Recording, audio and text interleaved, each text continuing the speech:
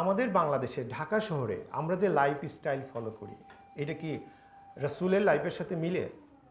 আপনি খাইতে যান রাত 1টার সময়, ঘুমাইতে যান 2টার সময়।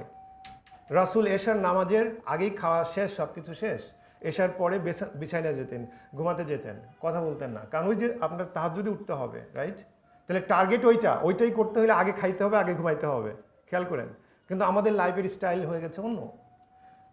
আমাদের ঢাকা শহরের লাইফ স্টাইল করে অথবা শহরের লাইফ স্টাইল করে ইসলামের লাইফ স্টাইলের বেনিফিট পাওয়া সম্ভব না।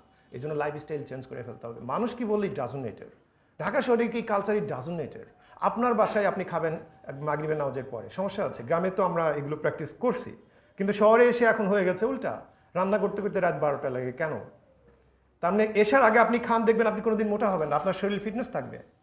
আবার ওই যে আপনি ওইগুলো করতে পারবেন, সবগুলো ব্যালেন্সড হয়ে যাবে। এই জন্য আমাদের এই লাইফ স্টাইলই চেঞ্জ করে ফেলতে হবে। ঢাকা শহরের মানুষের লাইফের স্টাইলের সাথে মিলিয়ে লাইফ লিড করবেন আর বারাকা লাভ করা, এটা ইম্পসিবল। এখান থেকে বেরিয়ে আসতে হবে।